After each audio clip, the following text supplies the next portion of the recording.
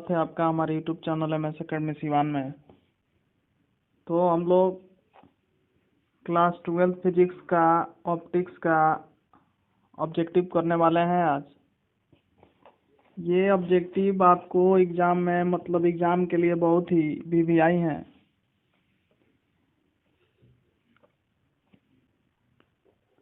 तो आप वीडियो को अंत तक ज़रूर देखिएगा। चलिए शुरू करते हैं। हमारा जो पहला क्वेश्चन है, किसी प्रिज्म की वर्ण विक्षेपण क्षमता निर्भर करती है। किसी प्रिज्म की वर्ण विक्षेपण क्षमता निर्भर करती है, यह हमको बताना है। इसका जो करेक्ट आंसर होगा ऑप्शन नंबर बी होगा। प्रिज्म के पदार्थ की प्रकृति पर निर्भर करती है। हमारा जो दूसरा क्वेश्चन है, एक वर्णीय प्रकाश के दो स्रोत कला संबंध तब कहे जाते हैं जब उनकी तीव्रता बराबर होती है, आयाम बराबर होता है, कलांतर नियत और लास्ट है हमारा कोई नहीं। तो इसका जो करेक्ट आंसर होगा ऑप्शन नंबर सी होगा, जब कलांतर नियत होता है। नेक्स्ट हमारा क्वेश्चन है, यंग के डबल स्लिट प्रयोग में स्लिटों के बीच अंतराल को आधा करने पर तथा स्लिट व पर्दे के बीच की दूरी दुगुनी करने पर प्रिज्म की चौड़ाई वही रहेगी, आधी हो जाएगी, 4 गुनी हो जाएगी, कोई नहीं। तो इसका जो करेक्ट आंसर होगा ऑप्शन नंबर सी, 4 गुनी हो जाएगी। चौथा हमारा क्वेश्चन है, एक व्यक्ति 1 मीटर से कम दूरी पर रखी वस्तु को स्पष्ट नहीं देख सकता, उसकी आंख में दोष है। उसकी आंख में कौन सा दोष है हमको बताना है। तो इसका करेक्ट आंसर होगा ऑप्शन नंबर ए, दीर्घ दृष्टि दोष।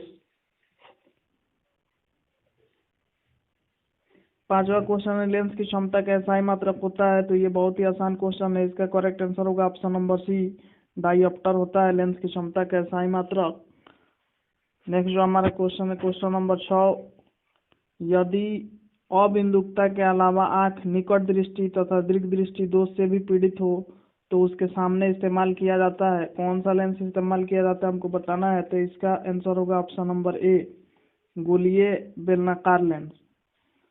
सातवां जो हमारा क्वेश्चन है, किसी वस्तु का उत्तर लेंस द्वारा निर्मित वास्तविक प्रतिबिंब तथा उस वस्तु के बीच की न्यूनतम दूरी लेंस की फोकस दूरी की होती है। तो इसका आंसर होगा ऑप्शन नंबर ए, चौगुनी।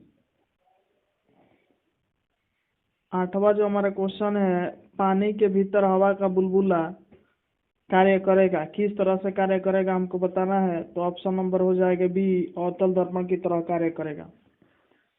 9 नंबर हमारा क्वेश्चन है, अबिंदुकता दूर करने के लिए इस्तेमाल होता है। तो अबिंदुकता दूर करने के लिए कौन सा लेंस इस्तेमाल होता है हमको बताना है।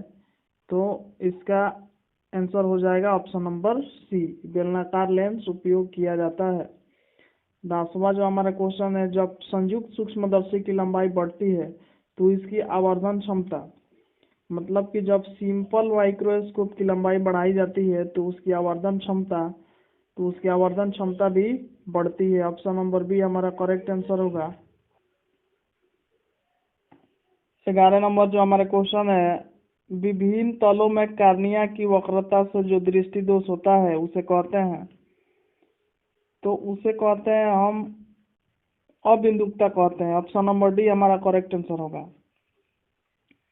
चलिए 12 नंबर जो हमारा क्वेश्चन है, रेले प्रकीर्णन हेतु कण का आकार कैसा होना चाहिए हमको बताना है। तो इसका जो आंसर होगा हमारा ऑप्शन नंबर सी होगा, स्वतंत्र। 13 नंबर जो क्वेश्चन है, एन अपवर्तनांक वाले शीशे की पट्टी में पथ की लंबाई टी का समतुल्यांक निर्वात में 10 पथ की लंबाई होती है, कितनी होती है हमको बताना है। तो इसका जो आंसर होगा ऑप्शन नंबर बी होगा। 14 नंबर जो क्वेश्चन है, एक उभयोत्तल लेंस जिसका अपवर्तनांक दिया हुआ 1.5 के प्रत्येक तल की वक्रता त्रिज्या 20 सेंटीमीटर है, लेंस की क्षमता कितनी होगी हमको बताना है। तो यदि हमको फॉर्मूला याद है P बराबर 1/f, तो वहां से हम इसको बना लेंगे और इसका आंसर आएगा ऑप्शन नंबर ए, 5 डायऑप्टर। 15 नंबर जो क्वेश्चन है, एक आवर्धक ग्लास जिसकी क्षमता 12 डायप्टर है की आवर्धक क्षमता है, तो इसका जो करेक्ट आंसर होगा ऑप्शन नंबर ए होगा 4। नेक्स्ट जो हमारा क्वेश्चन है 16 नंबर, निर्वात में 6000 एंगस्ट्रॉम तरंग दैर्ध्य का एक वर्णीय प्रकाश अपवर्तनांक वाले एक माध्यम में प्रवेश करता है। इस माध्यम में इसका तरंग दैर्ध्य होगा कितना होगा, ये हमको बताना है। तो इसका जो करेक्ट आंसर होगा ऑप्शन नंबर ए होगा 4000 एंगस्ट्रॉम। 17 नंबर जो क्वेश्चन है, इलेक्ट्रॉन वोल्ट द्वारा मापा जाता है, तो इलेक्ट्रॉन वोल्ट द्वारा क्या मापा जाता है, तो इसका जो करेक्ट आंसर होगा ऑप्शन नंबर डी, ऊर्जा मापा जाता है। देखिए ये जो भी क्वेश्चन हम कर रहा है ये बहुत ही वीवीआई है, ये एग्जाम में पूछा जा चुका है, तो आप इस वीडियो को अंत तक देखिएगा। 18 नंबर जो क्वेश्चन है हमारा, खगोलीय दूरदर्शी में अंतिम प्रतिबिंब होता है, तो खगोलीय दूरदर्शी में जो अंतिम प्रतिबिंब होता है वो होता है काल्पनिक एवं उल्टा होता है। ऑप्शन नंबर सी हमारा करेक्ट आंसर होगा।